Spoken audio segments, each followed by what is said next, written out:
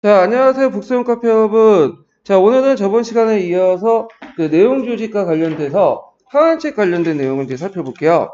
여기 보면 이제 연대기적 방법, 연연대기적 방법 등등 있는데, 자, 연대기적 방법을 볼게요. 객관적으로 볼 때 이제 연대기적 방법은 시험 문제에 나올 가능성은 거의 없어요. 예, 최근 추세하고 맞지 않고요. 그렇지만 예전에 객관식 기출에 잠깐 언급됐기 때문에 일단 살펴볼게요. 자, 연대기적 방법은 역사과 내용 조직의 가장 일반적인 방법으로서 역사적 사실이 일어난 순서대로 조직하는 것이다. 특징이 나오죠.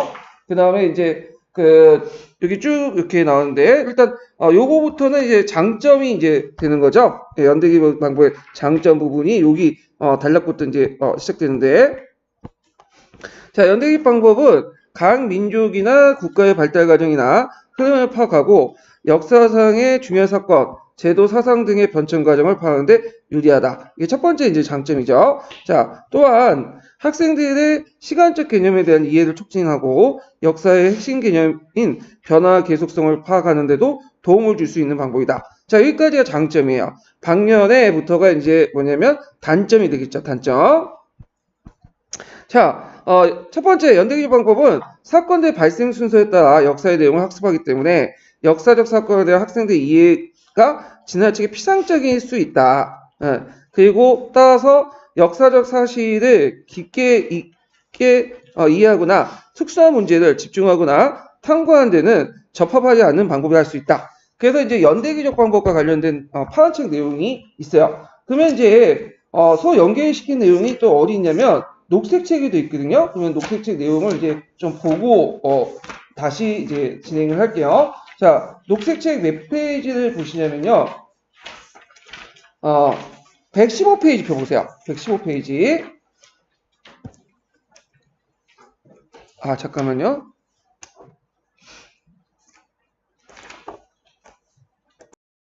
자, 그러면 그 녹색책 그 연대기적 방법 관련된 내용 볼게요. 자, 연대기적 방법은 역사과에서 제일 일반적인 사용 방법이죠.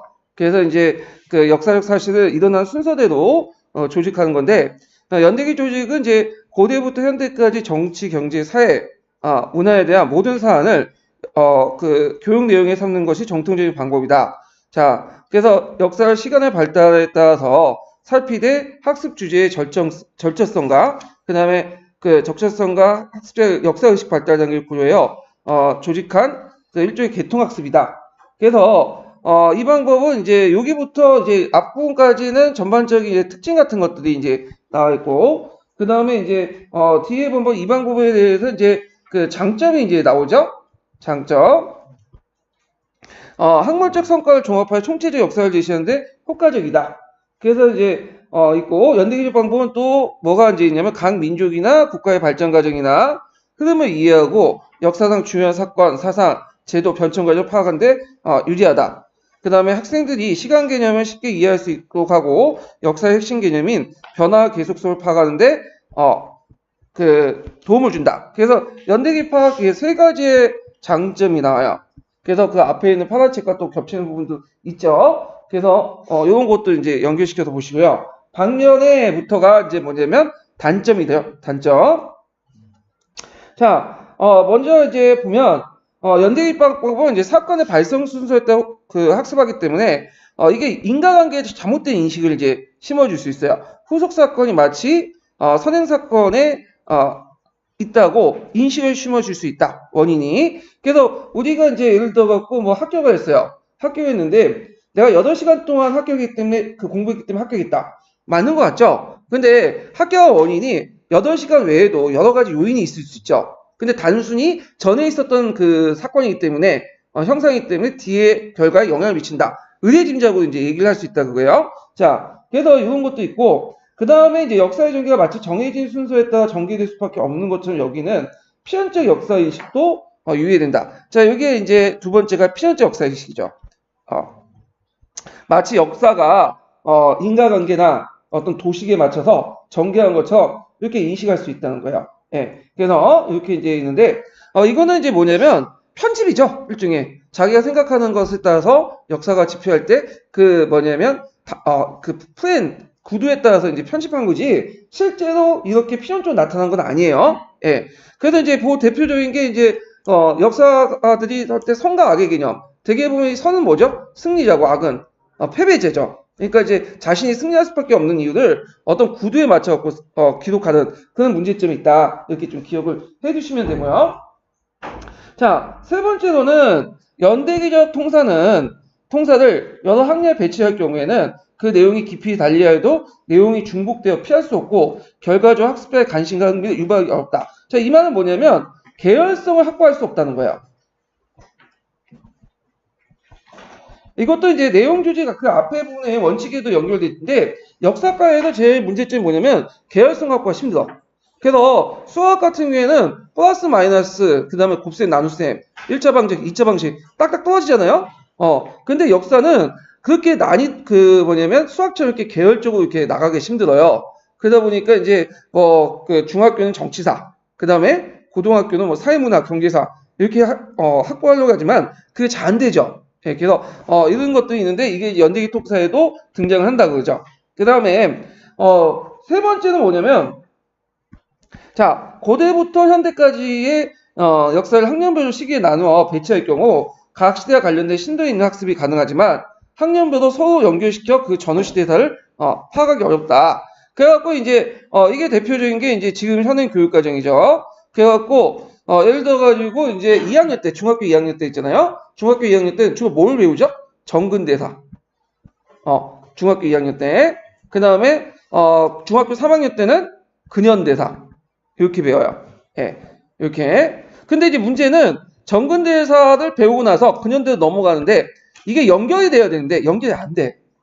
왜 연결이 안 되냐면 애들이 정근대사 배울 때는 그것만 달달 외워요. 이해 없이 맥락 없이 이해하다가 근현대사 넘어가면 이제 3학년 넘으면 다 잊어먹어. 그러면 그 앞부분에 설명하면 이해를 못하는 거야. 그러니까 연결이 안 된다는 거죠. 그래서 이런 문제점이 상당히 지금도 존재를 하고 있어요. 자, 그러면 연대기적 그 내용 조직이 나올 때 여러분들이 장점이 나오겠어? 단점이 나오겠어요? 당연히 단점을 내겠죠? 왜냐면 연대기는 별로 안 좋은 그 방법으로 내용 조직으로 이렇게 진행을 하고 있으니까.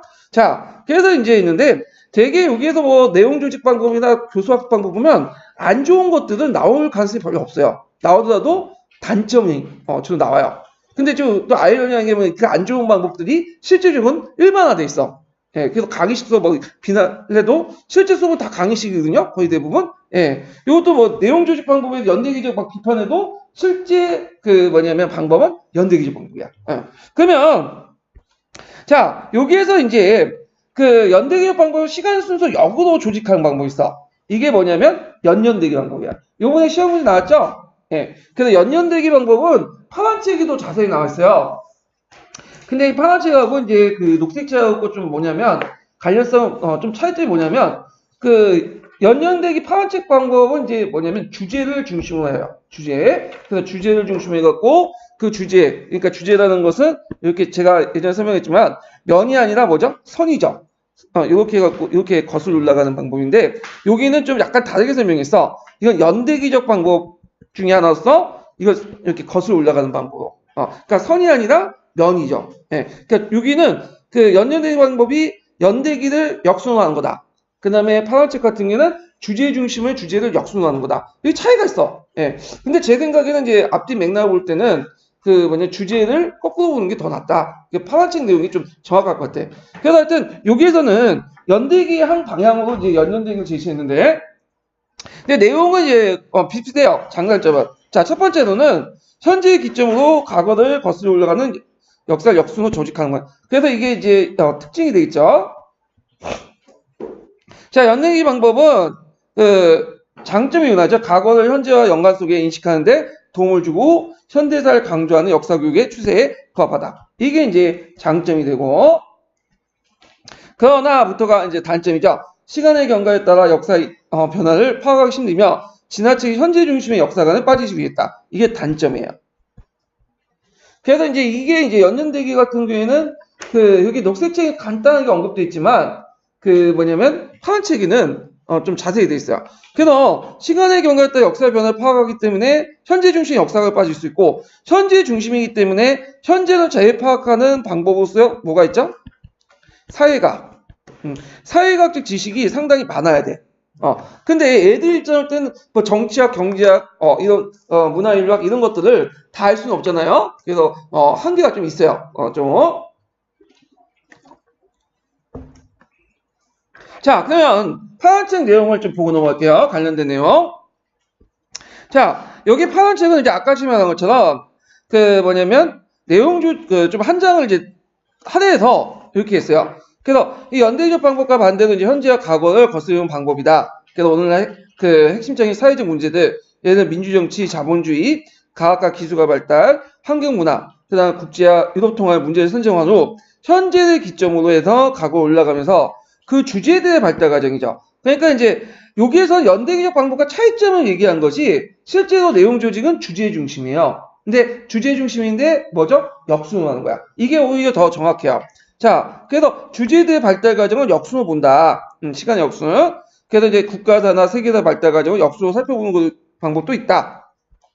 자, 그 다음에 그 연대기적 방법은 이제 현재 문제에 대해서 뭘 제공해 주냐부터 이제 계속 장점이 나오는데 통찰력을 갖게 해주고 현재 문제에 대해서 여기까지 끊어야 되겠네요. 예. 자, 현재와 과거 사이의 관련성을 분명히 인식하는데 많은 도움을 주는 방법, 현대사를 강조하는 현대 역사교육의 일반화 추세에 부합될 수 있다고 한다. 그래가지고 이제 예를 들어가지고 뭐 역사는 아니지만 여러분들 이제 연년대기 방법을 잘 알 수 있는 방법이 박하사탕이라는 영화가 있어요. 그 박하사탕 보면 그 설경구가 나오나요? 거기 이제 주인공이 그 왜 이렇게 못된 인간으로 이렇게 전락했는가? 그것을 이제 거슬러 올라가서 어디까지 올라가요? 시간 역수에 따라. 그 5.18 민주화 운동 때 이 사람이 공수부대로서 그 참여해가지고 진압한 것까지 거슬러 올라. 그런 것들이 근현대에서 어떤 그러니까 그 현대사의 어떤 트라우마가 남아서 그 인간이 이렇게 타락했다. 그래서 지금의 현재 문제를 과거와 연관시키고 설공부라는 인물을 이제 왜 이런 그렇게 처해져 있는가? 그것을 어디와 연결해서 과거와 연결시켜서 확실히 이해시켜주죠. 그래서 이 연대기 방법은 모든 통사를 하는 거 아니에요. 아까 얘기했지만 현대를 기준하기 때문에 현대사를 바탕으로 한 거야. 현대사를. 그래서 현대사를 있다. 그렇지만 이것도 이제 아까 이제 파란 책에 지적했지만 이게 시간의 흐름을 무시한 거죠. 그리고 이제 역사적 어떤 변화를 시간에 따라 뒤에 있네 앞에 역사의 본질이라고 할 수 있는 시간의 경과 두 번 제가 이제 문제점 여기죠. 단점부터 여기가 부정적인 건데 자 다른 역사의 사실적 변화가 무시할 우려가 있으며 이게 첫 번째 단점이죠. 또 지나치게 아까 했지만 현대사를 중심으로 하기 때문에 지나치게 형제의 중심의 실용적 역사관에 빠질 위험이 있다. 그리고 아까 말했지만 현대를 강조하기 때문에 뭐가 필요하죠?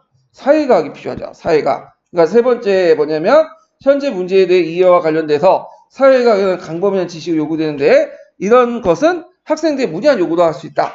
그래서 여기 장단점 이렇게 이제 연대기방인데 요거는 꼭 기억을 해두세요. 요번에 기출문제 나왔죠? 그 어떤 분은 그러죠? 요번에 기출문제 나왔으니까 내년에 안 나오겠지. 그거 아니에요. 역교도는 항상 나오는데 나와. 그래서 여기는 이제 특징을 물어봤지만 이번에 되게 쉽게 물어봤어요. 내용을 장점과 단점을 또 물어볼 수가 있죠. 예, 그래서 항상 그 기본적인 것은 외워두시는 게 좋아요. 이거는 자 그러면 이제 다시 그 두 번째는 이제 뭐냐면 분야사 방법을 이제 넘어갈게요. 분야사. 자 분야사는 제가 이제 예전에 도표로 이제 설명을 했어. 그래서 이제 여기가 이제 시간의 의미고 이렇게 있는데 자. 분야사는 어떤 거죠? 자, 여기 연대기적 방법은 모든 부분을 다 다룬 거죠. 근데 분야사는 뭐예요? 여기 중에 하나만 잘라가지고 다룬 거야. 그래갖고 이제 뭐 정치사, 그 다음에 경제사, 사회사 등등, 전쟁사 이런 것들을 이제 다루는 게 분야사다. 자, 분야사적 방법을 이제 보면요. 자, 분야사 방법은 특정한 분야의 발달 과정을 순서대로 탐구할 수 있도록 내용을 조직하는 방법이다. 그래서 이제 여기부터 이제 특징이 나오죠. 분야의 특징이. 그래서 정치사, 경제사, 그 다음에 사회사, 문화사 같은 분류사 방법을 내용을 조직하거나 의식주, 교통의 통신, 창업, 산업, 교육, 학문, 사상, 정치제도 영역탈에서 관련된 역사를 구성하는 방법이 여기에 속한다. 그래서 이때 7차 교육 과정이라는 건 뭐냐면 이건 파란색이 나올 때 7차 교육 과정이니까 우리가 생각하는 개정 이전의 오리지널 7차 교육 과정이에요. 이게 이제 예전에 한번 시험 문제 나왔는데 고등학교 1학년 때 국사 그 당시 국사라고 불렸죠. 그래서 요때는 어떻게 이제 하냐? 요거는 이제 예전에 말한 것처럼 그 연대기로 이게 형성하는 게 아니라 정치, 뭐 경제, 사회, 문화 이렇게 편성한 다음에 정치에서는 이제 고대, 중세, 근세 이렇게 또 경제도 고대, 중세, 근세 이렇게 이런 식으로 이제 해놨어. 이게 이제 뭐냐면 분야사적 방법이죠. 이게 예전에 기출에 나왔던 거야. 이 특징들이. 자, 그래서 이렇게 해서 이제 그 정치, 경제, 사회, 문화 등의 분야에 맞춰서 내용을 조직했다. 그렇지만 이게 좀 그때 제가 예전에도 얘기했지만 좀 불편해요. 그래서 지금은 다시 연대기로 바꿨어. 한국사 같은 경우에.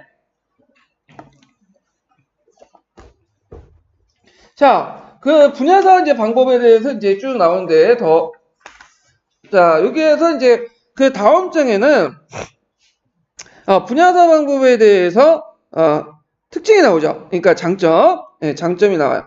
첫 번째로 학생들의 관심은 특정 분야에 집중시키면서 학생들의 발달 단계에 맞춰서 직접적이고 친밀한 내용을 선택할 수 있기 때문에 그만큼 학습 동기 유발할 수 있으며 쉽게 흥미를 느낄 수 있다. 대표적인 게 남자 같은 경우에 이제 전쟁사 남자애들 전쟁사 되게 좋아하잖아요. 이런 것들을 이제 해가지고 조직을 할 수 있죠. 자, 그 다음에 두 번째로는 시간 개념 변천 및 계속성 개념성을 파악하고 탐구학습에 유리한 방법이다. 탐구학습에 유리하다. 이렇게 좀 기억을 해. 탐구학습에 유리한 거는 요게 뭐 분야사뿐만 아니라 뒤에 이제 몇 가지 언급하는 주제 중심 방법이나 분절법이나 이런 것도 다 탐구학습에 유리해요. 예. 자, 여기까지가 두 가지가 이제 장점이고요. 두 번째로는 특정 분야를 이게 단점이죠. 예, 이게 반면에부터까지 단점이죠. 자, 특정 분야에만 관심을 집중되기 때문에 시대 전체의 발전 과정을 이해하기 어렵고 이게 첫 번째 단점이고 두 번째가 활용하기에 적절한 교재가 별로 없다. 예, 요거 외워두세요. 그러면 요걸 이제 학계에서 전체 발달 과정을 이해하기 어렵기 때문에 뭐냐면 전체 발달 과정 이해하기 어렵기 때문에 그걸 이제 극복할 수 있는 방법이 뭘까요? 왜냐면 이거는 한 분야를 다루되 다른 분야와 서로 유기적으로 통합해서 다뤄야 돼. 이 부분이 이제 그 녹색책에 있어요. 유기적으로 통합해야 된다. 이런 걸 극복하기 위해서. 자, 그러면 이 녹색책 내용을 이제 관련된 내용을 이제 또 찾아보죠. 그래서 이 녹색책 내용은 파란책 내용을 좀 약간 더 보충해줬다고 보면 돼요. 예. 그래서 이 녹색책의 이제 주제사와 관련된 분야사와 관련된 내용이 어디냐면 120페이지 펴보세요. 120페이지. 이게 순서가 약간 녹색책은 좀 약간 왔다 갔다 해. 이거는 120페이지 보면 자 여기 이제 앞부분은 이제 뭐 아까 아침에 언급한 것처럼 분야사 방법의 어떤 특징을 얘기한 거죠. 특정 역사의 발달 과정을 순서대로 탐구할 수 있다. 그래서 예를 들죠. 정치사, 경제사, 사회사, 문화사. 그 외에도 이제 인물사, 정쟁사, 외교사, 역사사, 사상사 등등등 이렇게 구성하는 방법이다. 자, 그래서 분야사적 내용 조직은 각 분야의 역사의 변천 과정을 파악하고 해당 분야의 발전 과정, 인과관계에 이해하는데 유용하지만 시대상을 드러내는데 적절하지 않다. 그래서 이제 여기 앞부분까지는 장점이고요. 그 다음에 뒤에 부분 뭐예요? 단점이죠. 예. 그래서 왜 시대상을 드러내는데 적절하지 않을까요? 이건 파란책과 연결시켜서 보시면 될 것 같아요. 왜 그렇죠? 전반적인 흐름을 파악할 수 없죠. 그래서 어떤 특정한 주제만 파악하잖아. 예. 이런 거 연결시켜서 보시면 돼요. 그러면 이런 이제 문제점, 아까 이제 파란책에서 지적하는 것처럼 한 곳만 파니까 다른 걸 못 보잖아요.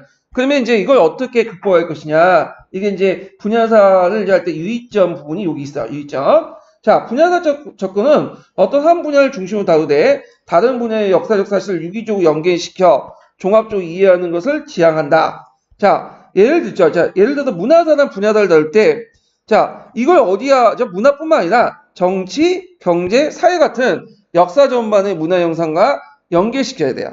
그래서 또 따라서 정치사 단원이라도 정치적 변화와 제도뿐만 아니라 그것이 사회생활에 어떻게 미치는가. 그다음 또 사회사라도 그 사회제도와 계층의 변화만 따로 분리해서 살피는 게 아니라 그 사회 변화와 문화 활동이 역사 예술처럼 어떻게 반영되는가.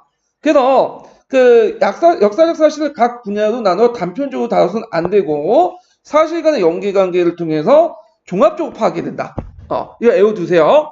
그래서 분야사의 이제 문제점을 극복할 수 있는 방법 또는 유의점, 고조할 점 이런 것들을 이제 같이 공부를 해주시면 될 것 같아요.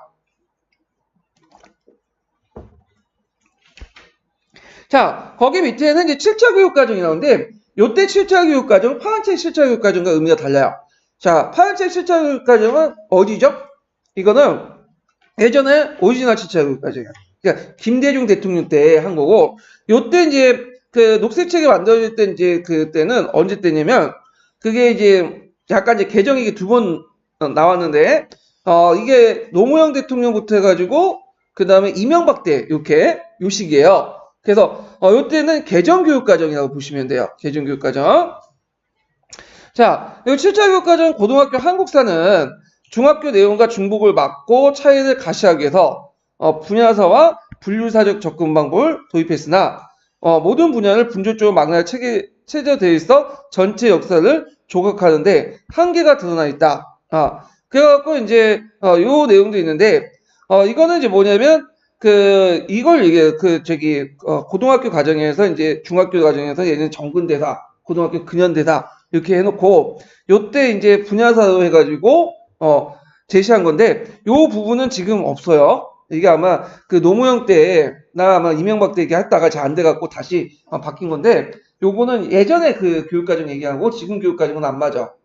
15년 개정 교육과정하고는 안 맞으니까 그냥 요거 넘어가시면 돼요. 요 부분은. 자, 그 다음에 이제 세 번째가 뭐냐면 이제 그 주제 중심 방법이죠. 다시 파란색을 봐서 주제 중심으로 넘어가죠.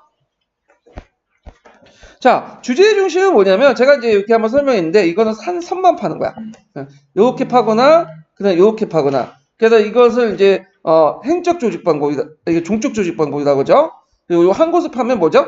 행적 조직 방법이라고 하죠.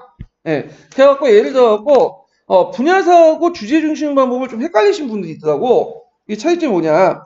자, 예를 들어가지고 우리가 전쟁사를 할 때 전쟁사를 살펴봤다. 그러면 전쟁사와 관련된 것들은 뭐가 되겠어? 이거는 분야사가 되죠. 그런데 예를 들어 페르시아 전쟁이라든지 펠로폰네스 전쟁사 이런 것들은 뭐가 돼? 이거는 주제 중심이 되는 거야. 네. 그러니까 그 연대기조 방법은 좀 넓게 파는 거고, 그다음 주제 방법은 좀 약간 좁게 파는 거고, 그 다음에 이해와 주제 중심은 더 좁게 파는 거야. 그래서 이런 것들 좀 기억. 그러니까 한 곳만 집중적으로 파다 보니까 문제가 되게 난이도가 높죠. 깊이가. 그러니까 애들 수준에 좀 안 맞아 이거는. 그래서 이런 특징을 갖고 있다.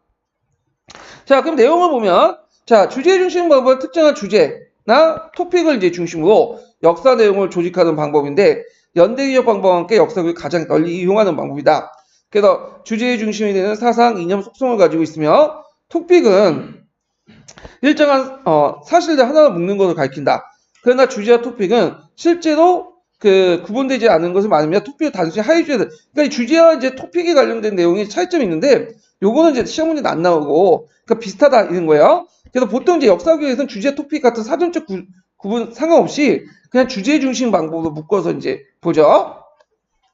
자, 예를 들어서 이제 중학교 국사교육과정의 근대사 부분에 등장한 개화 자주운동이나 고등학교 세계사 산업혁명, 자유주의 발달 이런 것들은 있는데 이런 것들 단원명들 되게 주제 중심 방법으로 연결돼요. 그래서 그 주제 중심 방법은 되게 단원명을 사용한다. 그러면 여기에서 용어상 이제 헷갈리는 부분이 뭐냐면 예전에도 한번 그런 게 있었어. 내용 조직하고 교수학습 모형, 교수학습 방법. 그래서 교수학습 방법으로 나오면 주제 중심, 주제학습 방법이 되는 거죠. 근데 내용 조직 방법으로 나오면 뭐가 되겠어요? 주제 중심 방법이 되는 거야. 그러니까 비슷하다도 묻는 방향에 따라서 달라지는 거야. 내용 조직으로 쓰려면 어디로 써야 돼? 주제 중심 방법을 쓰면 되고, 그다음 교수학습 모형으로 쓰려면, 교수학습 방법을 쓰려면 주제 학습 방법을 써야 돼. 그래서 그걸 좀 구분해서 보셔야 돼요. 예. 자, 그러면 이제 쭉 나가서 여기까지의 장점이 나오죠. 주제 중심의 역사학습에서는 특정한 문제를 집중적으로 이제 살펴보기 때문에 학생들의 역사적 사실을 보다 체계적이고 일관성 있게 파악할 수 있다. 이게 첫 번째 장점이고요. 또 두 번째로는 개별적인 사실들 역사적 의미를 부여하는 것이 가능하기 때문에 가능하다. 그래서 이런 것들이 두 번째고, 마지막으로 세 번째는 탐구학습에 적합해요. 탐구학습. 그래서 탐구학습에 유리한 환경을 조성함으로써 학생들에게 역사적 사고를 훈련시키기에도 적합하다. 그래갖고 이제 세 가지 이제 장점이 있어요. 그래서 꼭 기억을 해두시고, 방면에부터는 뭐가 되겠어요? 단점이죠. 단점. 자, 일정한 주제를 중심으로 시대상을 보기 때문에 주제와 관련이 없는 다른 중요한 사실을 도외시하기 쉽고, 그 다음에 여기가 이제 첫 번째 단점이죠. 그 다음에 심표 끊고 일정한 시기 안에서 여러 사건들 사이의 관련성을 무시할 수 있다. 그래 무시할 우려가 있다. 이게 두 번째죠. 그래가지고 주제는 한 곳만 파기 때문에 나머지는 보지 못하죠. 그래서 이런 내용들과 관련된 거야. 그래서 이렇게 해서 이제 장점, 단점 이렇게 있고요. 그러면 이제 또 우리가 이제 볼 게 녹색책이죠. 요번에 주제학습 부분이 녹색책 그 내용에서 특징에서 나왔는데, 자 117페이지 보세요. 117페이지.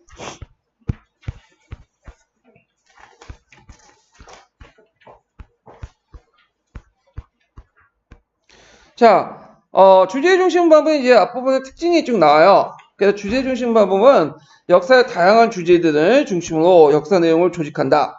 자, 이 방법은 연대기적 내용 구성과 달리 역사적 사건들을 하나의 주제로 묶어가지고 서술하는데, 자, 요게 이제 핵심적인 키워드가 나오죠. 개별적인 역사적 사실들을 공통된 특징과 결부시켜 분류하는 방식을 취한다. 공통된 특징과 분류해갖고 한 거죠. 그래서 뭐 사상이나 이념이나 그 다음에 어떤 경제 등등 여러 가지 공통된 특징을 묶어가지고 하나로 내용 조직하는 방법이에요. 요번에 이걸 왜 강조하냐면 요게 요번에 기출에 나왔던 거죠. 그래서 요번에 이제 나왔던 것이 그 연연대기 방법하고 주제 중심 방법이에요. 근데 주제 중심 방법을 이제 할 때 그 명칭 물어봤지만 그 앞에 이제 특징들 쭉 두 사람의 이제 대화 간에 나타나죠. 예, 그 나온 내용 중에 이 하나가 요거예요. 대화 내용. 예, 기출 문제 살펴보세요. 자, 역사에서 유사한 사실들과 공통의 토픽이나 주제를 묶어 의미를 부여하는 것이다.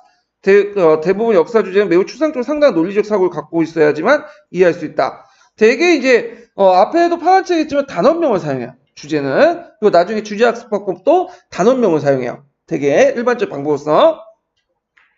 그래서 이제 단원명을 접하는 역사적 주제로서는 사상과 종교, 전쟁과 폭력, 교육과 복지, 법과 질서, 인종문제, 제국주의, 또 산업혁명인데 주제의 방식은 두 가지가 있죠. 하나가 종적 방식과 행적 방식. 종적 방식은 뭐죠? 시간의 흐름에 따라서 진행되는 거야. 근데 행적 방법은 뭐죠? 공간을 집중적으로 파는 거죠. 그래서 대개 보면 한 특정한 부분만, 분야만 이제 파는 거야. 그래서 뭐 산업혁명, 그 다음에 이제 뭐냐면 1차 세계대전, 뭐 2차 세계대전 이렇게 파는 거구나. 종적 흐름 같은 경우에는 이제 거기 나오지만 교통의 발달, 그렇지. 고대부터 현대까지 이렇게 살피는 방식으로 이게 종족 조직의 대표적인 사례죠. 이걸 이제 뭐라고 한다? 발전 계열법이라고 하죠. 다른 말로. 발전 계열법 부분은 이제 검은책이 있어요. 검은책. 그래서 이 부분도 이제 제가 나중에 검은책 할 때, 발췌도 할 때 좀 얘기를 해드릴게요. 그래서 이렇게 해갖고 있고, 그 다음에 이제 조선시대 양반생활이라는 주제를 정할 때, 조선시대에 살았던 양반생활의 간직, 의식주, 교육, 이런 등등 할 때는 이건 행적 조직이죠. 어떤 이제 특정한, 시공간에 입각한 것을 파죠. 그래서 이렇게 해서 행적 조직과 종적 조직, 이렇게 두 가지가 있다. 그 다음에 이제 여기부터는 이제, 마지막 그 단락부터는 이제 뭐와 관련된 내용이냐면, 주제 중심을 할 때, 해야 할 유의점? 유의점 같은 것들은 이제, 나오고 있어요. 그래서 여기부터는 유의점, 고조할 점, 이런 것들은 이제 쭉 있죠. 첫 번째로는 주제를 이제 조직할 때는, 주제 선정의 목적과 이유를 분명히 해야 된다. 이게 첫 번째 유의점이고요. 그래서 그 주제를 왜 설정했는지, 그리고 그 목적이 뭔지, 그런 것들을, 분명히 해야 되는 거야. 자, 그래서 예를 들어서 지금 한일간의 문제점의 제일 문제점이 뭐예요? 독도 문제죠. 독도 문제를 이제 선택한 그 이유가 있죠. 그 다음에 목적은 독도가 우리 땅임을 증명하기 위해서 수업을 하는 거죠. 이게 목적이야.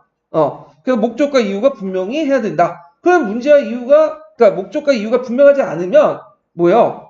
이게 의미가 없는 거지, 독특 수업이. 네, 독특 수업이. 자, 그 다음에 두 번째로는 내용 구성 과정에서 각 주제 간의 선호 관계, 인과관계를 고려해서 배열의 순서를 정해야 된다. 예. 그래서 이제 있고, 그 다음에 이제 또, 있고, 세 번째 이제 유의점은 뭐냐면, 개별 사례 탐구 후 형식으로 제시될 수 있으며, 역사적 사건들 사례를 묶어 주제할 수도 있다.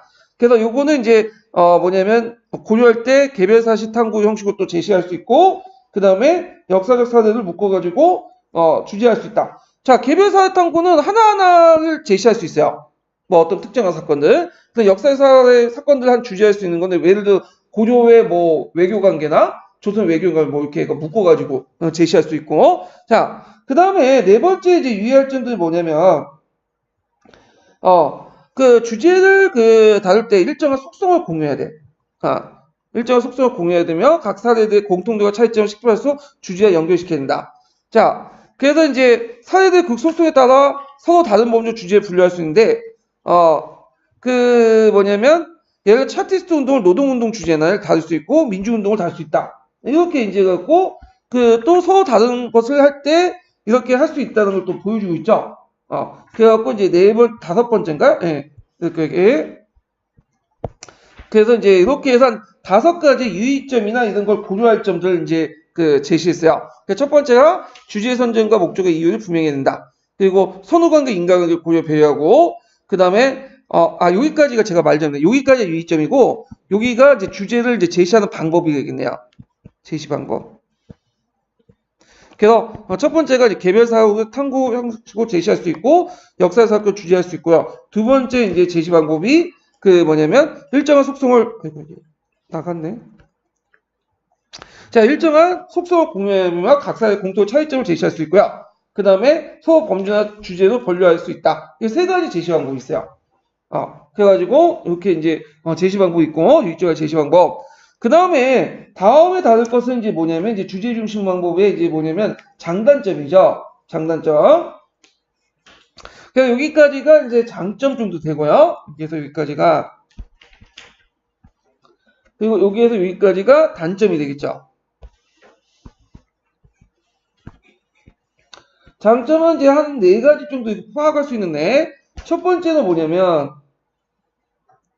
자, 첫 번째 고등학교의 교육과정과 적절한 내용 조직으로서 역사학의 논리에 반영된 핵심 개념과 원리를 다루고 싶다. 이게 첫 번째예요. 그래서 핵심 개념과 원리라는 것은 이제 뭐 시간 개념이라든지 변화, 발전 이런 것들을 다룰 수 있고, 고등학교 교육과정이 왜 적절한 내용 조직일까요? 일단 이걸 하려면 어느 정도 내용을 좀 알아야 돼. 깊게 다루기 때문에. 중학교 수준에 안 맞죠? 자, 그 다음에 두 번째는 주제 중심 학습 방법에는 특정 문제에 집중해서 살펴볼 수 있죠. 한 곳만 파기 때문에. 예. 그래서 이제 하나의 주제에 다양한 시기에 거쳐서 혹은 다양한 관점을 살펴볼 수 있다. 그래서 따라서 학생들은 해당 주제와 관련된 역사 사건들을 좀 더 체계적이고 일관성 있게 파악할 수 있고, 개별적인 어떤 역사적 의미를 부여하는 게 가능하다. 왜냐면 주제 중심 같은 경우에는 뭐 산업혁명에 관련돼서 아니면 동학독립운동 관련돼서 할 때 동학독립운동을 집중적으로 파악할 수 있고, 그러니까 동학독립운동을 바라보는 관점도 있잖아요. 예. 그런 것도 다시 여러 가지 파악할 수 있죠. 이거 연대기적 방법에서는 도저히 할 수가 없는 거야. 예. 두 번째 이런 것도 있고요. 따라서 학생들이 해당 주제와 관련된 사실들, 세 번째가 여기죠. 자, 학생들은 해당 주제와 관련된 역사를 좀 더 체계 있고, 여기가 있고, 여기 있고, 잠깐만, 이게 세 번째고요. 예, 두 번째, 세 번째, 예. 그 다음에, 네 번째가 이제 밑에, 특정 토픽과 문제를 종적인 시대의 변화 속에서 고찰하거나, 동시대의 역사적 현상과 함께 살펴보는 내용을 조직되기 때문에, 학생들의 역사적 통찰력과 사고 반응이, 적합하다. 그래서, 여기도 공통적으로 뭐냐면, 학생들의 어떤 역사 사고를 신장할 수 있다. 모르면 다 역사적 사고를 신장할 수 있다. 이렇게 쓰시면 돼요. 근데 요거는 좀 약간 이제 뭐냐면 요 부분은 전반적인 장점이 아니라 어디와 관련된 걸까요? 발전기업법. 그러니까 종족 조직만 관련된 거야. 행적 조직도 있고 종족 조직도 있잖아요. 예, 이런 것들을 이제 요 부분은 네 번째 유형은 종족 조직과 관련된 부분이에요. 그 다음에 이제 그러나부터가 이제 뭐냐면 단점이에요. 그러나부터. 예. 그래서 이제 학습자의 관심과 흥미에 반영하기 어렵고 학문적 내용을 강조해야 학습자에게 너무 어려운 내용 구성되어 있으므로 실생활 유용성을 인정받기 어려운 문제점이 있다. 이게 첫 번째고요. 두 번째로는 일정한 주제를 중심으로 시대상을 보기 때문에 주제와 관련이 없는 사건, 없는 다른 중요한 사실 도외시하기 쉽고 동일한 시기에 일어난 여러 사건들의 관련성을 무시할 수 있다. 이게 두 번째고, 자, 세 번째는 주제 나열식 내용 조직은 학생들이 해당 학년이나 단계에 설치한 능력이 구체적으로 무엇이며 저 성취 수준이 어느 정도 판별하기 어렵다. 자, 그래서 첫 번째는 이제 이게 너무 어렵기 때문에 어떻게 학습의 관심이 좀 흥미에 반영하기 어렵죠.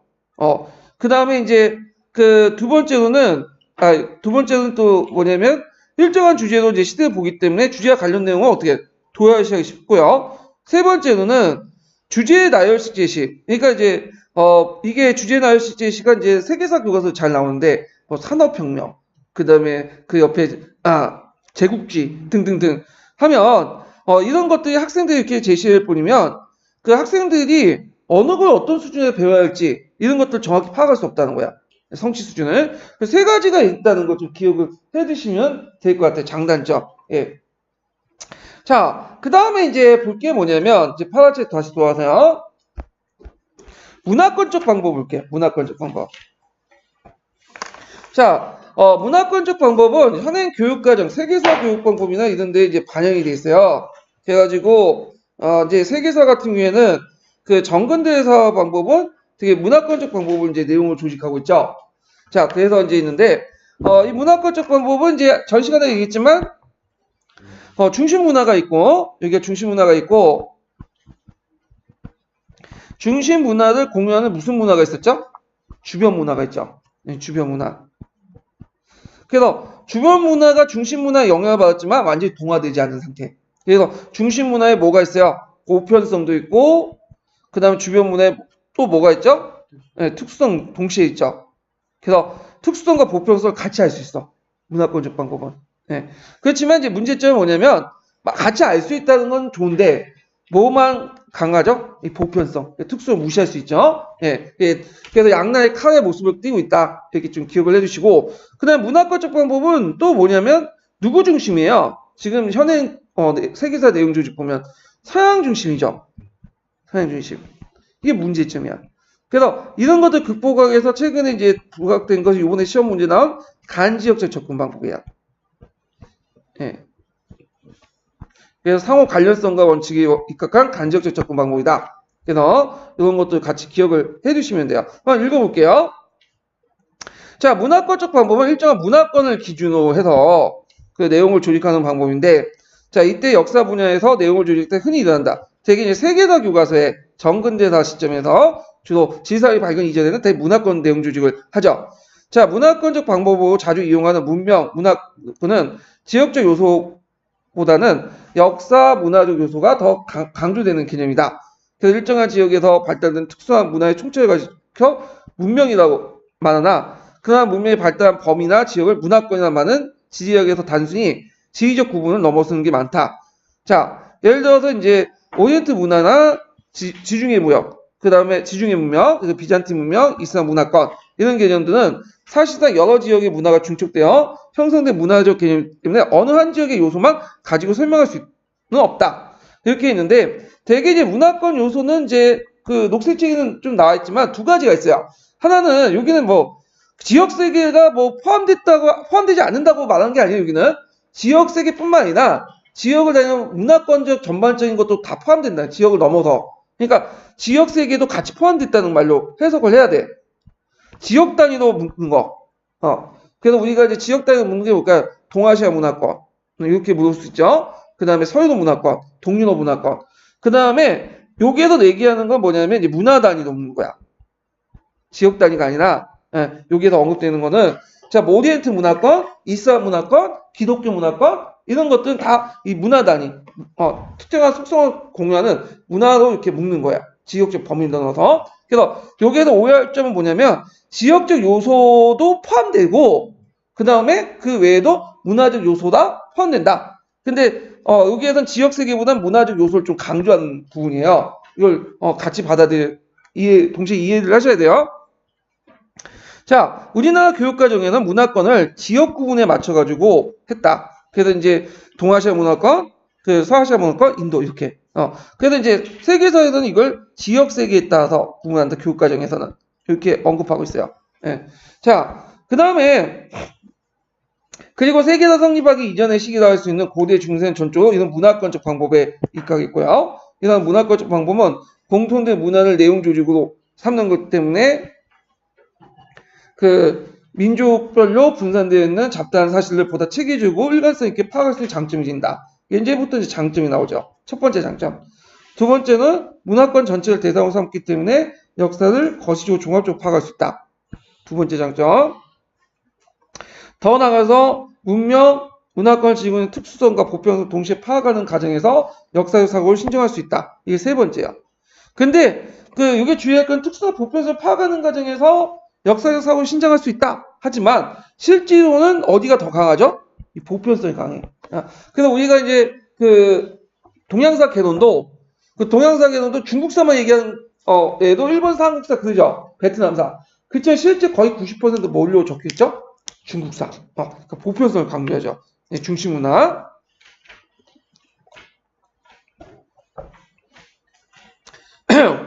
자, 그래서 이게 뒤에 나오는데, 자, 이러한 문화권적 방법은 광범위한 지역을 문화 한꺼번에 조직하는 것이기 때문에, 어떤 각 민족의 국가의 특수한 발전이나 성격을 무시하는 측면도 있다. 이거 아까 지금 이 말이에요. 네. 그러니까 보편성과 특수성을 동시에 강조한다고 하지만, 이 특수한 발전, 특수성을 무시할 수 있어. 그래서 주변 문화 무시할 수 있고, 그 다음에 서열 외에 다른 문화권을 또 무시할 수 있어. 네. 그런 것들은 이제, 장단점 좀 같이 기억을 해 두시면 될 것 같아요. 그러면 이제 녹색책과 관련돼서 이제 한번 또 관련된 내용을 이제 볼게요.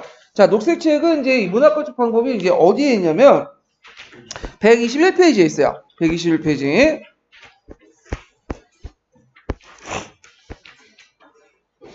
자, 문화권적 방법은 일정한 문화권을 중심으로 교과 내용을 조직하는 방법이다. 그래서 일정한 지역에 발달된 문화의 총체를 문명이라고 하고 그런 지역범을 문화권이 한다. 그래서 이제 이거는 지역적 구분을 넘어서 역사적 문화적 요소가 강조된다. 그래서 지리적 위치를 강조할 때는 이제 두 가지로 나눈다 했죠. 오리엔트 문화, 지중해, 대서양 이렇게 나누고 그다음 문화의 특성을 공유할 때는 이슬람 문화권, 불교 문화권, 기독교 문화권 이게 두 가지로 이제 하죠. 그래서 이제 이들은 사실상 근접하거나 분산된 여러 지역의 문화가 중첩되어 형성된 개념이기 때문에 어떤 한 지역의 요소만 설명할 수 없다. 자, 문화권적 방법은 공통문화의 내용 조직을 기반으로 하기 때문에 국가 민족을 좀 더 체계하게 파악할 수 있고 쭉 있는데 요 내용은 좀 읽어보시면 알겠지만 파란책 내용하고 동일해요. 이거는요. 네, 아까 지금 읽었던. 그래서 장점 두 가지, 그 다음에 단점 한 가지 이렇게 이제 기억을 해두시면 될 것 같아요. 어저께 이제 합격자 발표를 했는데 듣다 보면 공통적으로 뭐냐면 역교도는 항상 나온 데 나와요. 그러니까 여러분들 뭐 서브노트 막 한다고 막 학원교재나 뭐 재교재나 뭐 경기도 뭐 서브노트 뭐 해가지고 막 역교도를 하는데 솔직히 효율성 없어. 책 펴놓고 그냥 기본서 주시면서 그것만 이제 듣다 외우는 게 좋아요. 기출문제 분석하면. 그게 거의 10문제 중에 9문제 나오는 거야. 제일 효율적이고. 그래서 역교도는 실제로 점수 따기가 되게 좋아요, 여기가. 한국사, 세계사 어디 튀어나올지 모르죠? 역교도는 예측 가능한 것이야. 예측 가능하고. 그렇기 때문에 항상 집중적으로 공부하면 100%는 자신할 수도 없지만 8, 90% 맞출 수가 있어. 그 100% 맞추려고 하는 분들은 꼭 떨어져요. 그러니까 좀 약간 기대치를 낮추고 8, 90% 완벽하게 한다. 그래서 이렇게 공부하면 제일 효율적이다. 이렇게 좀 기억을 해두시면 될 것 같아요. 자, 그 다음에 이제 여기 이제 문화권적 방법을 이제 살펴봤고요. 그 다음에 넘어갈 게 이제 뭐냐면 분절법 있어요. 분절법. 네. 뒤에 뭐 사회과학적 방법이 있는데 이건 나오지 않으니까 이제 나올 가능성이 없으니까 실제 분절법이 마지막이죠. 분절법을 보면 자 항한책 내용을 볼게요. 분절법은 그 녹색책에서 좀 명칭이 달리하는데 이걸 뭐라고 하냐면 시대사라고 해요. 근데 똑같은 말이에요. 시대사나 분절법이나. 그래서 이거는 한 시기만 파는 거야. 네. 그래서 이제 17세기, 뭐 19세기, 그래서 17세기 영국사, 뭐 18세기, 뭐 미국사 이렇게 한 곳에. 그래서 제가 예전에 도표 설명해놨죠. 이렇게 해놓고 주변을 다 파는 거야. 이렇게 한 시기를. 네. 그래서 대개 보면 이제 책마다 약간 다른데 그 분절법은 이제 생활사, 그 다음에 사회사를 중심으로 좀 파요. 근데 생활사, 사회사만 파는 게 아니라 그를 중심한 정치, 경제, 사회, 문화를 한번 다 봐. 그게 이제 분절법이다. 그래서 여러분들 이제 그 기출문제 주제를 뽑아가지고 공부하실 때도 이런 것도 염두에 둬야 돼. 기출 나올 때 기출만 파면 안 돼요. 그래서 기출에 뭐 있는 뭐 정답만 확인하고 기출문제 분석 다 끝났다. 아니죠. 이건 전혀 기출문제 분석하고 상관없는 거야. 그 여러분들 이건 뭐 그 공무원 운전면허증 자격증 따는 시험이 아니에요. 그래서 뭐 자격증 따면 저도 예전에 한번 면접 필기 시험 봤거든요. 그 문제지를 다 봐, 기출을. 그럼 찍는 거 있잖아. 오지선단에. 그러면 오지선 찍으면 대충 감이 나와. 그래서 저도 100점 만점에 90점 맞았어요. 합격했는데 물론 이제 실기가 떨어져갖고 지금까지 못 따고 있는데 이거는 감으로 이렇게 찍는 시험이 아니야. 네, 기출을 그런 식으로 공부하시는 분들. 이게 이제 뭐냐면 그 기출 주제에 나와 있는 것들 이제 그 주제와 그 예문과 그다음 답안, 오답 다 분석하고 요걸 분석한 다음에 요 주변을 다 파야 돼. 그래야지 완벽한 기출 분석이 되는 거예요. 예.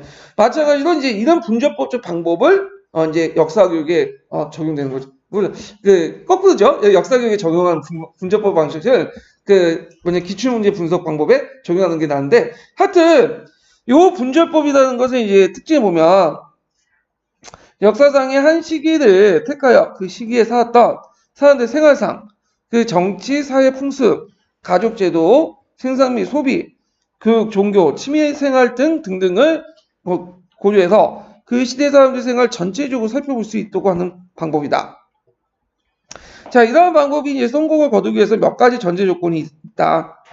전제 조건은 나올 수가 있어요. 첫 번째, 학생들의 흥미가 있으면서 접근하기 쉽고 교육적 가치가 있는 시기와 내용을 선택해야 된다. 특히 그 시대의 정신을 상징적으로 부각시킬 수 있고 그 과거와 현재를 서로 비교할 수 있으면 더 좋을 것이다. 자, 이거 예를 들어 갖고 이 분절법 하는데 뭐 신석기 시대, 구석기 시대 선택했어요. 자, 일단 흥미에서 떨어지죠. 그 다음에 그 시대 정신을 잘 부각시킬 수 있을까요? 구석기인데 시대 정신? 많이 웃기는 거죠. 그러면 이제 예를 들어 갖고 르네상스 시대, 14세기 르네상스 뭐냐면 흥미도 있고 뭐 흥미는 뭐 이따 치워. 예. 그 다음에 시대 정신을 완벽하게 부각시킬 수 있죠. 그 다음 뭐 자유주의, 민족주의, 뭐 18세기 이렇게. 예. 그래서 이렇게 연결시켜서 있다는 거 좀 기억을 해두시면 될 것 같아요.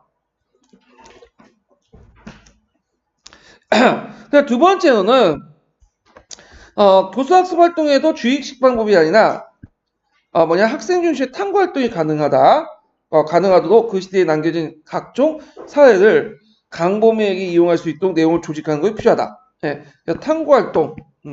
그래서 이제 각종 사료를 조직한다. 이게 좀 기억을 해두시면 돼요. 그래서 이 두 가지 전제 조건 외워두세요. 예, 딱 나오는 포지션이 나와. 그래서 좀 역균을 읽다 보면 제가 이제 쭉 얘기하지 않아도 대충 기출 흐름 파악하면 대충 떼어 맞출 수 있어. 이거는 문제를. 예. 자, 그래서 그 예를 드는 게 이제 17세 영국사죠. 이거는 이제 보는데 쭉 이제 한번 보세요. 영국사에 대해서 한 가지만 보는 게 아니라 정치, 경제, 사회, 문화, 종교 등등등을 쭉 살펴보고 있죠. 이건 뭐가 되는 거야? 분절법이 되는 거야. 요것만 보는 게 아니라 이 주변을 다 살펴보는 거야. 이게 분절법이. 자, 그래서 분절법 예문이 들었고 브레이트 내용이 이제 들어가 있어요. 그래서 17세기의 중요한 정치, 경제, 사회적 상황을 관련된 사건뿐만 아니라 종교생활, 예술과 문화활동 등등등을 포함할 수 있다. 그 다음 브레이트는 이러한 그 사실들을 생생하게 이해하기 위해서 17세기 영국의 일상생활과 관련된 다양한 자료들, 예를 들어 일기, 그 다음에 자서전, 유품, 재산기록 등등을 관장하고 있다. 그래서 이제 최근에 이제 이런 책들이 나오는데, 이거 최근보다는 이것도 한참 되고 한 20년 전 얘기인데, 이 시대에 그 사람들이 어떻게 생활했을까? 라는 제목으로 각종 이제 많은 책을 이제 출간하고 있죠. 그래서 대개 보면 각 시대 사회상, 그러니까 생활사와 사회사들 이제 공부하는데 좀 약간 적합해요. 자, 그러면 이 마지막 단락은 뭐냐면 분절법이 뭐가 될까요? 장단점이죠. 장단점 외워두셔야죠. 자, 첫 번째는 분절법은 학생들의 상상력 최대를 자극함으로써 역사에 대한 흥미를 촉진하고 있고 역사적 사실을 생동감 있게 파악할 수 있도록 해준다. 이게 첫 번째예요. 두 번째, 그 시대의 생활상과 관련된 많은 자료들을 활용함으로써 학생들은 탐구 기능을 강화시킬 수 있고 감정이입적 역사도 이해하는데 유의하게 할 수 있다. 예. 그래서 이제 이 분절법도 한 권만 파는 기능이 있어요. 물론 영어로 되어 있지만 그런 측면에서 얘기하는 거고, 감정이입이라는 것은 이제 분절법의 대상이 되게 사회사, 생활사, 이런 것들이야.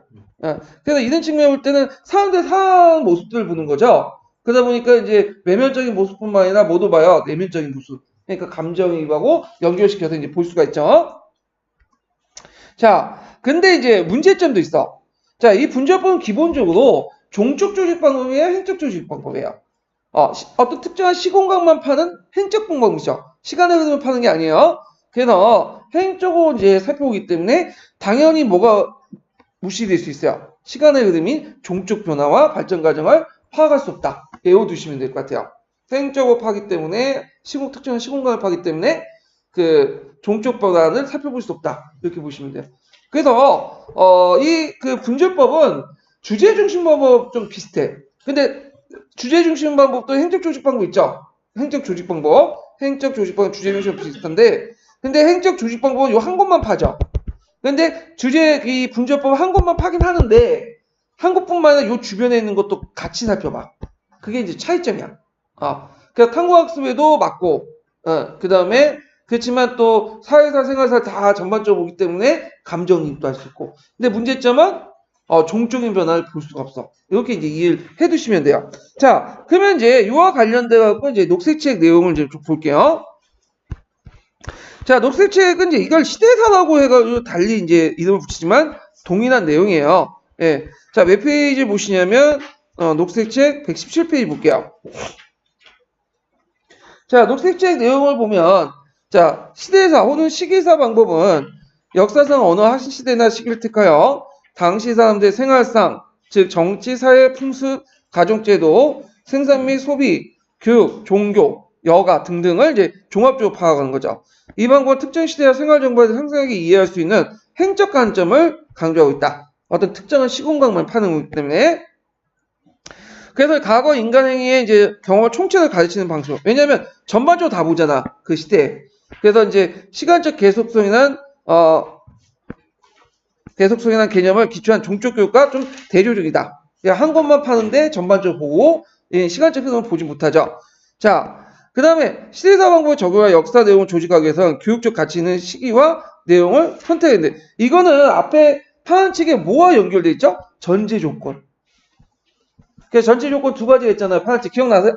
방금 했는데, 자, 분절법의 전제 조건이 두 가지가 있다 했죠. 하나가 이제 시대적 가치가 있는 거, 상징적 부각될 수 있고, 그 다음에 이제 또 하나가 학생 중심의 탐구 활동이 가능한 거. 이렇게 연결시켜서 보시면 돼요.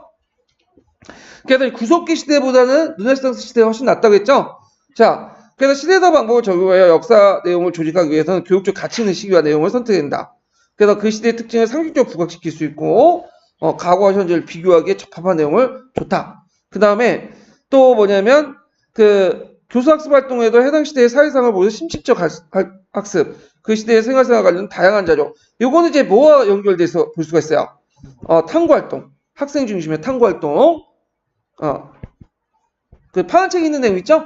요거 연결시켜서 보시면 돼요. 그래서 아까 얘기했지만 녹색책 내용은 파란 책에 있는 내용을 좀 더 약간 더 보충시켜주는 내용이에요. 그래서 시대사 구성은 주로 사회사 측면이 있다.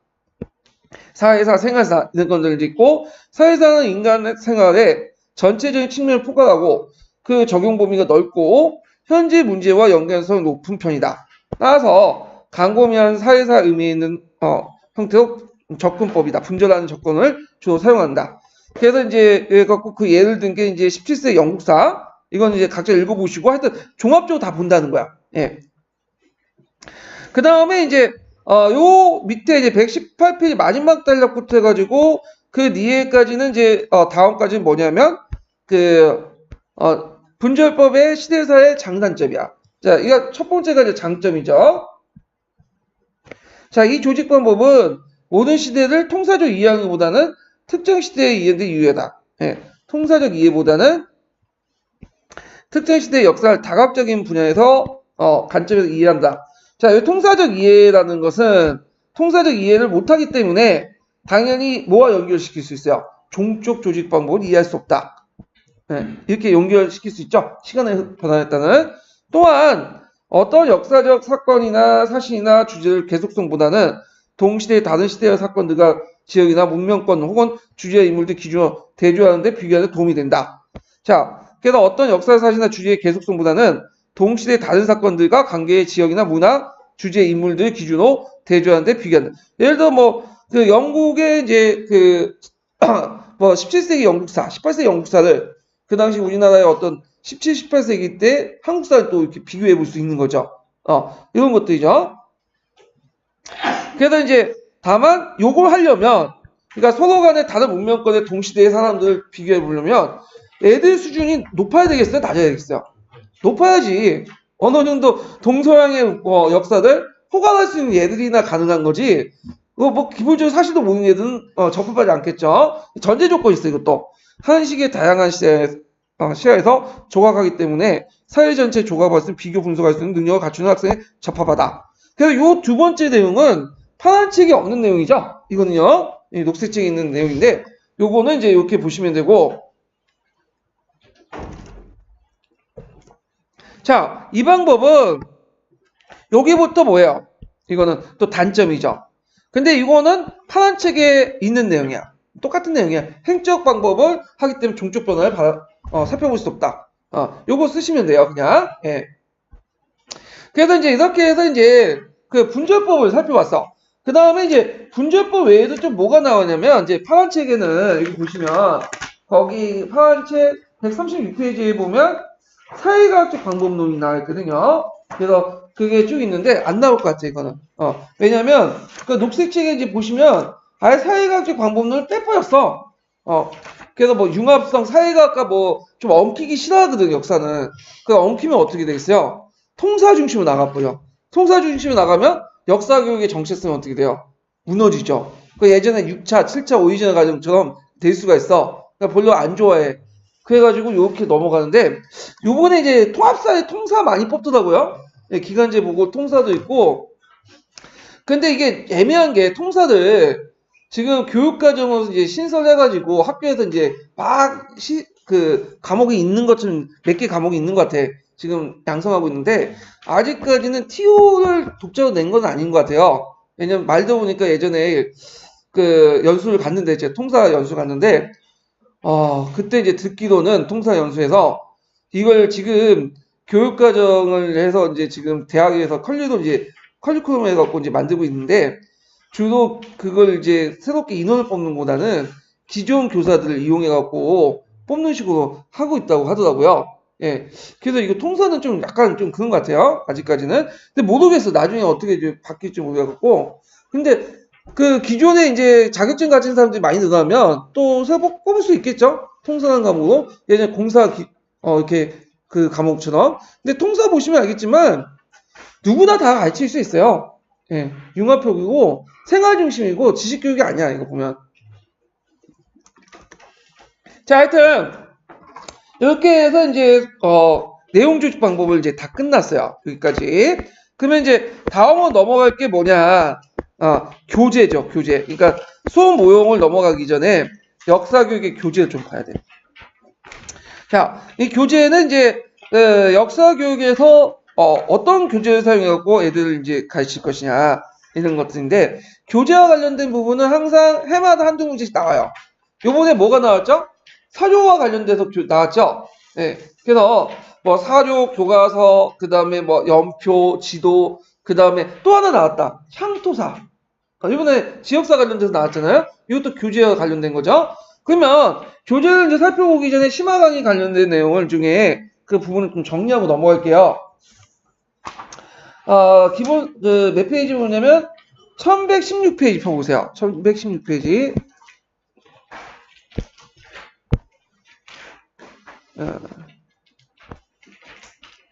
잠깐만, 이게 잘못 적었네. 1116페이지.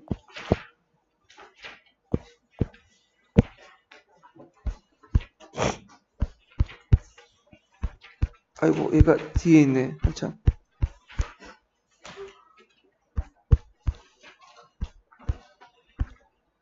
네, 여기 있네. 1116페이지가 아니라 1130페이지네. 제가 말려고 했어요. 네, 1130페이지 펴보세요. 자, 요게 이제 본격 교재에 들어가기 전에 역사 교재 어떻게 이제 나눌 것인가, 이게 좀 큰 분을 좀 한번 봐야 돼. 그래서 되게 이 교재를 이제 두 가지로 나누거든요. 하나가 뭐냐면 형태로 나누거나, 예. 역사 교육의 형태로 나누거나, 그 다음 역사 교육의 소재로 나눠요. 두 개로. 그래서 형태로 나눌 때는 이제 뭐냐면 특정한 모양을 가지고 있는 거예요. 그 역사 교과서, 사료, 역사연표, 역사지도, 사진과 그림. 그 다음에 소재는 그 뭐냐면 특정한 형태가 아니라 그 내용을 가지고 기준을 나눈 거야. 그래갖고 지역사 자료, 박물관 자료, 역사신문, 컴퓨터 자료 등등등 이런 것도 있는데, 그 중에 이제 여러분들 시험 보니까 이제 어디가 나올 것인가, 중점적으로 볼 것인가, 이런 것들을 이제 좀 봐두셔야 되겠죠? 좀 보면. 자, 먼저 볼게 이제 역사 교과서. 네, 이거 보셔야 돼요. 중요해. 그 다음에 사료 부분도 중요하죠? 그 다음 역사연표도 중요하고, 그 다음 역사지도도 중요하죠? 예. 근데 이제 사진과 그림, 영상, 멀티뷰자는 좀 버리고요. 그 다음에 여기는 이제 지역사가 예전에 한 두 군데 나왔기 때문에 또 나오고, 박물관 자료가 있는데 이 박물관 자료는 뭐와 연결시켜서 보시냐면 현장학습과 연결시켜서 보세요. 현장학습. 그 예전에 한 14년도에 현장학습 관련된 문제가 나왔어요. 그 유명한 경복궁의 체교사 문제. 예. 그래서 상당히 유명했죠? 예매 모호하기로. 예. 자, 그 다음에 역사신문은 의외로 안 나오고, 컴퓨터 자료도 안 나오고, 문학작품 나와요. 문학작품. 요거. 그 다음에 영상자료도 예전에 한번 나왔죠. 예, 요 정도. 그래서 컴퓨터와 관련된 것들이 최근에 부각되긴 했는데, 컴퓨터는 솔직히 말해서 안 낼 것 같긴 해요. 왜냐면, 그 출제 교수들이 컴퓨터에 익숙한 세대가 아니거든. 20, 30대 세대들이 아니라 최하가 저보다 약간 나이가 좀 많은 분들, 그러니까 40대 후반부터 해서 50대 초반 이런 교수님들이 들어가. 그러니까 이 세대는 좀 컴퓨터를 사용해도 386, 486 그 정도야. 예, 그렇기 때문에 이제 요거는 좀 나중에 한 20년 후에 나올 수 있어도 최근에는 안 나올 것 같아요. 요거는. 그래서 이제 이렇게 이제 나눠볼 수 있고, 그 다음에 이제 한번 이제 그 녹색책에 여러 자료 종류가 있어요. 그래서 뭐 학습 자료 종류에서 이제 등등 있는데 한번 보시고요. 시험 문제에 좀 약간 나왔던 게 뭐냐면 그 밑에 교재 출처와 관련된 교재 형식 있죠. 요건 좀 기억을 해주세요. 이게 녹색책에 있는 내용인데 체험 교재, 경험 교재, 자료 교재, 설명 교재 네 가지 교재가 있어. 예, 이거 파악을 해두시고요. 제가 시간 관계상 다 설명 못 드리고 이제 그 설명하면서 같이 할게요. 이거는 자, 그 역사 교과서는 이제 그 여기 있죠. 발행 체제 있죠. 녹색책에는 국정, 검정제, 그 다음에 인정제, 예, 이렇게 있고요. 그 다음에 제가 이렇게 녹색책에 있는 내용들을 정리를 했어요. 표로 이것도 파악을 해주세요. 그래서 교수 용어기부터 해가지고 출제교과정 개정까지 이렇게 있는데 요건 좀 설명을 할게요. 자, 녹색책이 있긴 하지만 이 표에 보면 교수 용어기부터 2차 교과정까지는 그냥 국정과 검정제예요.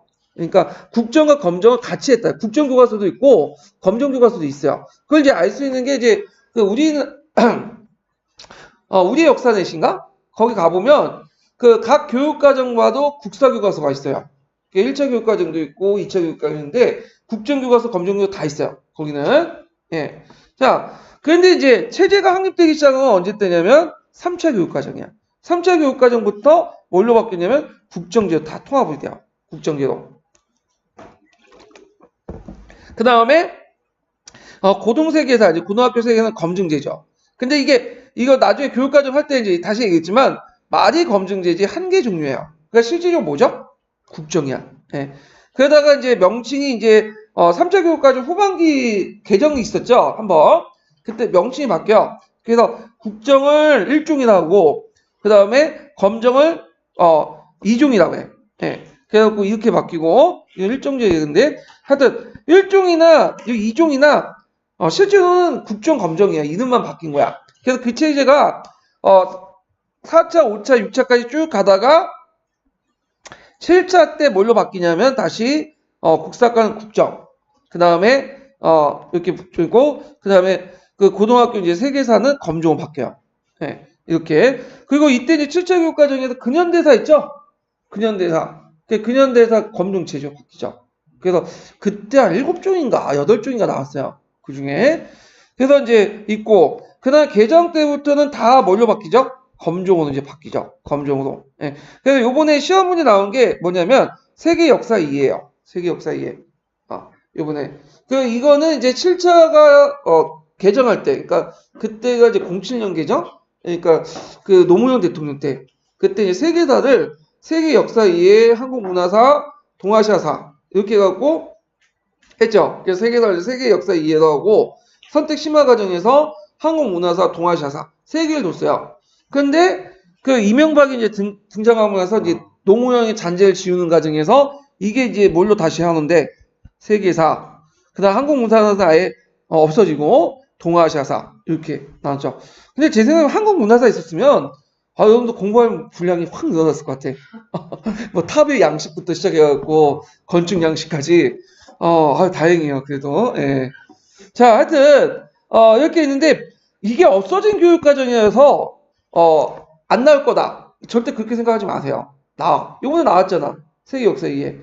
그 예전에 교육과정에서 이제 나올 때 그 뭐냐면 객관식 기출문제 어떤 문제 나왔냐면 각 교육과정의 선택 심화 과정의 교과명 명칭 문제만 나왔잖아요. 나올 수가 있어. 그러니까 기출문제도 예전 교육과정 있죠. 한번 쭉 살펴보세요. 추세가 15년 개정교육과정 나올 수도 있지만 18년 개정교육과정 나올 수 있지만 예전 교육과정에도 가끔씩 1점짜리 문제가 튀어나와요. 그거 놓치면 완전 큰일 나죠. 다른 사람 다 맞추는데 자기만 1점 놓치면 안 되잖아. 예. 그래서 코린도 동맹을 어떻게 맞힐까 그런 생각보다는 요거 맞힐까 생각해요. 세계 역사 이해를 어떻게 맞힐 건가. 그게 더 현실적인 거야. 예. 자, 그 다음에 국정교과서의 문제점. 이것도 제가 이제 최근에 추세 볼 때 나올 가능성이 있어. 박근혜 막 비판하는 그 추세이기 때문에. 그래서 이것도 이제 파란 책이나 이런 것도 녹색 책이 있으니까 좀 찾아보시고, 그 다음에 교과서 활용의 문제점, 이런 것도 개성 반응도 이것도 파란 책이 있어요. 네, 이거 보시고. 자, 그 다음에 이제 여기 보면 그 최근에 예전에 나왔던 게 뭐냐면 07년인가 06년에 이게 나왔는데 비판적 읽기와 쓰기 이렇게 관련돼서 포스트 모더니즘에서 교과서 어떻게 볼 것인가 그 문제점 비판 내용이 있어요. 그래서 예를 들어 이제 사회 전형적인 지배 담론이다. 그래서 사회 체제 유지하고 역사 교과서 서술의 주제와 주체 관점 은폐시켰다. 그래서 민족을 마치 초역사적 실체를 가정하고 우리 역사를 서술했다. 그래서 뭐 민족주의. 근데 민족과 민족이라는 개념, 민족주의라는 개념이 나타난 건 최근이에요. 예전에 모든 역사를 다 민족이나 민족주의나 플랜을 가지고 설명할 수는 없거든요. 근데 이걸 가지고 마치 이제 그렇게 설명을 하거나 그걸 설명함으로써 민족 공동체 내부, 우리 공동체 내부에 있는 어떤 계급 문제, 뭐 사회적 문제, 지역 갈등의 문제 이런 걸 덮어버린 거지. 예. 그래서 예전에 킹덤인가 거기에 킹덤이 아니라 뭐더라? 영화 중에 그게 있었어. 이슈를 덮는다고. 그러니까 어떤 이슈가 터지면 큰 이슈를 만들어갖고 덮어버리는 거지. 그런 것들이야. 그러니까 정치적 이슈가 막 해갖고 막 부정부패하면 연예인들 사건이 항상 나와. 원래 있었던 묻혔던 걸 이렇게 터뜨려가지고 이슈를 덮어버리는 거지. 마찬가지야. 사회 경제 문제나 뭐 이런 계급 간의 갈등 큰 문제가 있는데 이게 부각되면 안 되잖아. 정치가 입장에는. 그러니까 민족이나 이슈를 만들어가지고 그러니까 한일전 뭐 해가지고 중국과의 갈등 그다음 이런 걸 덮어버리는 거지. 예. 그래서 이제 일종의 민족의 어떤 의식 이런 걸 통해서 뭔가 좀 독재 정치 이용을 했죠. 그다음에 민족 의식과 공동체 의식 지금과 다른 과거와 민족의 관점은 천재통일. 요거 좀 기억을 해두세요. 예전에 객관식 기출에 나왔어. 자, 예를 든 게 뭐냐면 신라가 당을 끌어들여서 삼국통일하는 것을 현재와 민족의 관점에서 외세에 끌어다가 비판한다. 야, 안 되지. 이게 되게 신체화 관점인데 왜 안 될까요, 이거? 예전에 기출에 나왔는데 신체호 때 당시에는 민족이라는 개념이 강화됐죠. 왜냐면 우리가 일제 침략을 받았으니까. 근데 삼국통일 시기에는 물론 같은 동포라는 의식은 좀 있을 수 있어도 민족이라는 의식은 없었어. 백제, 신라 국가는 아니 고구는 각각 다른 나라야. 그래서 자기의 국가의 이익에 따라서 왔다 갔다 하는 거야. 신라를 비난하기 전에 백제가 외를 끌어들여서 신라가 공격한 걸 그것도 동시에 비난을 해야죠. 예. 그렇기 때문에 신라가 당을 끌어들여서 삼국통일을 비난하는 것은 무슨 관점에 의한 거죠? 현재적 관점. 예. 이게 이제 시험 문제 나왔고. 자, 그래서 이제 이런 것들 좀 기억을 해두세요. 이거 예전 시험 문제 나왔어요. 나올 가능성이 많아. 이게 아마 갈색 책인가 그때 나온 것 같은데 그 갈색 책이 그때 한번 제가 또 볼게요. 그래도 역사 교과서.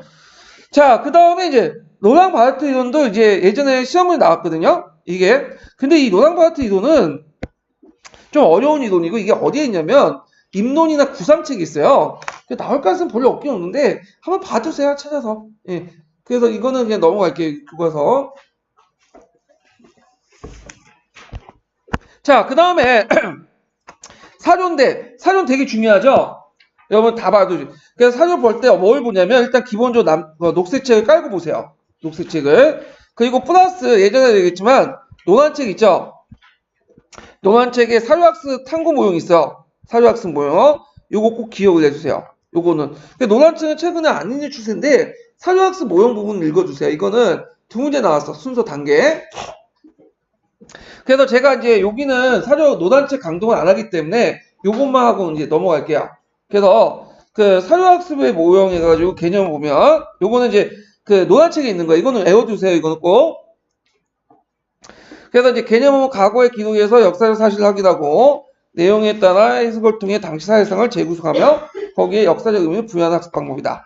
그래서 예전에 기출에 두 문제 나온 게 뭐냐? 두 가지 방법이 있어요. 분산적 접근 방법하고 하나가 단원 접근 방법이죠. 이거 꼭 기억을 해두세요. 기출에 나왔던 거야.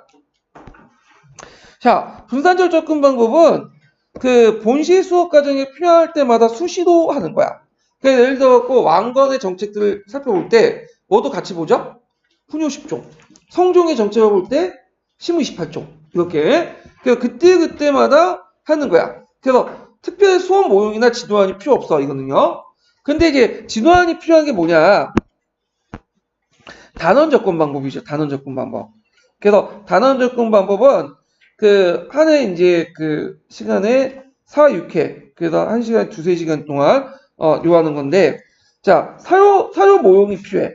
사료. 그래서 4회에서 6회 정도 하되 한 단위마다 2-3시간 뭐 블록 타임으로 이렇게 묶어 가지고 이제 할 수도 있죠. 자, 그래서 요 단계 요거 기억을 이거 되게 중요해요. 이게 기출에 나왔던 거야.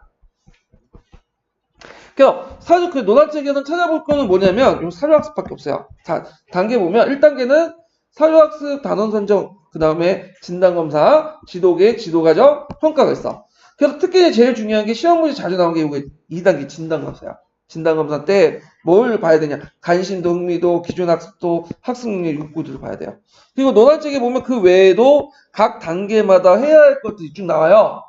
교사 역할 등등등. 요거 꼭 봐주세요. 지금 시간 관계상 얘기 못 드리겠지만 봐주시고 그 다음에 요것도 요번에 시험 문제 나왔죠? 사료 선택 기준.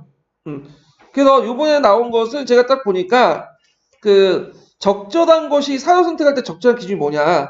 이거 아마 남색책 가지고 낸 거예요. 그러니까 녹색책 가지고 낸 것 같아요. 근데 논안책 기준하고 좀 약간 맞진 않지만 논안책 기준도 맞아요. 넓게 보면 다 포함되어 있으니까.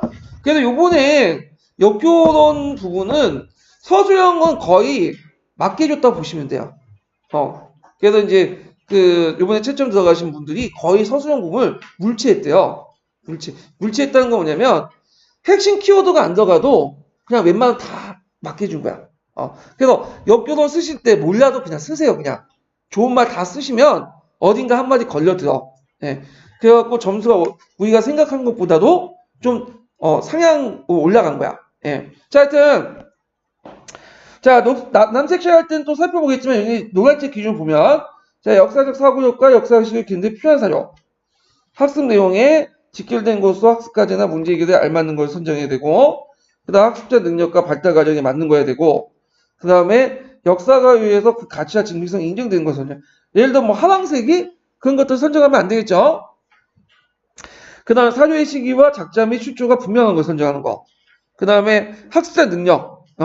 그래서 번역된 사료라도 그 선정의 번역의 정확성 이런 것들 그런 것들하고 학생들 수준에 맞아야 돼 또. 그 다음에 사료는 문자에 의해서 설득 자료에도 사료 생각하면 우리가 항상 문자 사료만 생각해. 뭐 삼국사기, 삼국유사 그거 외에도 여러 사료가 있어요. 예를 들어 피라미드도 뭐 좀 일종의 뭐예요? 사료죠. 예. 그래서 다양한 사료를 이용할 수 있다. 자, 그 다음에 이런 것들 등등을 이제 고려해가지고 사료 선택 기준 노란색 것도 있고 그 다음에 또 어디도 있냐면 녹색 책에도 있어요. 녹색 책. 네. 그래서 요거 지금 오늘 나왔죠. 그래서 요거 파악을 해두세요. 사료 부분은 뭐 필요한 능력은 각자 보시고 그 다음에 나중에 제가 이제 또 하지만 녹색 책에 보면 사료학습 모델이 하나 더 있어. 이제 비판적 읽기와 사료학습 부분이거든요. 그래갖고 이제 요 부분이 있어. 예, 비판적 읽기와 사료학습 부분. 그래서 이제 요것도 시험 문제 나오진 않았지만 제 생각하면 나올 것 같네. 왜냐면 딱딱 꺼지거든. 단계마다. 그래서 크게 이제 가사 수립, 사료 수집, 사료 해석 세 가지 이렇게 나누죠. 그래서 이제 내용을 보면 가사 수집 단계에서는 새로운 역사 지식을 위해서 가사 세우고 사료 수집과 해석을 연계하고요. 사료 수집 단계에서는 그 학생들의 역사 탐구 경험 정도에 따라 구성하고 역사 탐구 경험이 부족한 학생들의 관련 사료를 찾을 때 교사가 그 관련 사료들을 직접 제시할 수도 있거나 설명할 수 있거나 네, 이런 것들 못하죠. 사료 해석 단계. 그래서 사료 해석 단계는 어떤 내적 논리의 정확성하고 출처가 있는 거, 출처가 다른 사람 비교 검토. 일종의 이거 교차 분석도 같이 해야 된다는 거야. 교차 분석. 그래서 가설 수립, 사료 수집, 사료 해석 요 3단계 또 각각의 역할 그거 외워두세요. 제 생각에 딱 나올 것 같아. 느낌이 팍팍 들어. 예. 그래서 이거 외워두시고 요거 뭐와 비슷하죠? 탐구학습하고 비슷하죠. 그래서 되게 사료학습은 탐구학습하고 연결돼 있어. 이게. 그래서 탐구학습, 사료학습, 지식의 과정. 이게 거의 3일체예요. 3일체. 여러분들 3일체 아시죠? 예. 그래서 서로 연결돼 있어요. 그래서 이거 보시면 되고 그 다음에 이것도 비판적 읽기 쓸 교수학습 방법이 또 나와요. 전제 조건은 뭐냐면 수업은 사료를 활용하는 능력을 단계적으로 훈련시켜야 된다. 한 번에 갑자기 뭔가 애들한테 많은 걸 요구하지 말라는 거죠. 단계적으로. 예. 그러니까 교사의 지도도 나올 수 있죠. 왜냐하면 되게 요번에 시험 문제 나온 거 딱 보면 되게 교사가 어떤 역할을 할 것인가 많이 물어봐요. 예. 그래서 이건 꼭 외워두셔야 돼. 그래서 학생들에게 사료를 비판할 때 던질 수 있는 질문과 질문을 통해 검토할 점, 사료에서 검토할 점들을 지도해 줘야 되고 그 다음에 교사가 선택하고 조직한 몇 개의 사료와 질문을 구성할 학습활동이나 사료를 교재에 시작할 때 문제학습할 때 학산적 사고를 주도해야 된다. 그래서 질문할 때도 그냥 질문하는 게 아니라 문학식 수업을 할 때도 학산적 사고를 자극하는 것들을 이제 해야 된다. 이걸 이제 기억을 해야 된다는 걸 좀 기억을 해 두시고요. 그 다음에 이제 비판적 읽기를 유도해야 된다. 그래서 학생들 알고 있는 역사의 사실과 다르게 해석하거나 다른 관점 서술한 사실을 제시하는 방법. 그러니까 비판적 읽기를 유도하려면 그 애들이 알고 있는 통상적인 사실 외에도 통상적인 사실이 아닌 것도 제시해야 돼. 그래서 여기 이제 삼국사기 있죠. 삼국사기에 보면 고구려의 천도 과정을 두 가지 사실이 있어요. 그러니까 수도 천도 과정을 우리가 통상적으로 알고 있는 게 뭐예요? 처음에 저기 한인지역 5년 산성 있다가 그다가 국내성 옮겨졌죠. 그다가 이제 지방지역 국내성 있다가 평양으로 가잖아. 그게 이제 그 삼국사기에 있고 또 다른 삼국사 기록에는 뭐가 있냐면 수도 번천 과정 우리가 알고 있는 그 세 가지 도식이 아니라 되게 복잡해. 그러니까 예전에 제가 이제 그 기출문제 분석한 거 있죠. 뭐 한인으로 갔다가 5년 산성 갔다가 5년 산성 있다가 국내성 있다가 한도산성 갔다가 뭐 평양성 갔다가 왔다 갔다 하잖아.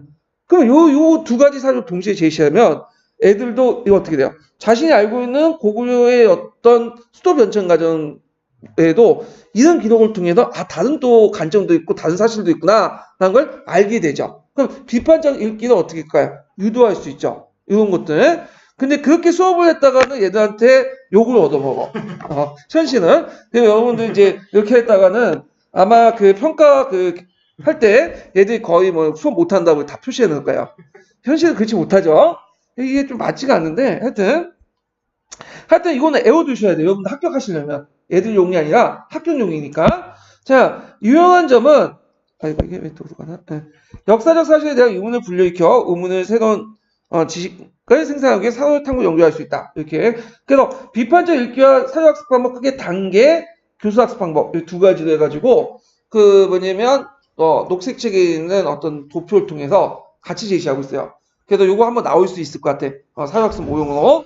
자, 사회학습 장점과 유의점 각자 읽어보세요. 이거는 파란책과 이제 그 내용이 있는데 이거는 나중에 살펴보고 연표를 이제 볼게요. 보통 연표는 이제 종합연표, 분야별 연표, 사회기능 연표 등등등 있고 예전에 단원연표가 한번 나왔고요. 그다음 구성형식으로는 뭐 해설연표책이 있는데 예전에 해설연표가 한번 나왔어요. 이거 파악을 해두시고 그 다음에 연표하는 방법을 또 나누는 게 뭐냐면 백연표 있죠. 요거 이제 시험 문제 나왔죠? 예. 그 다음에 자세한 내용은 이제 나중에 좀 읽으면서 할 거예요. 자, 나의 연표, 각의 연표 이것도 시험 문제 나왔죠?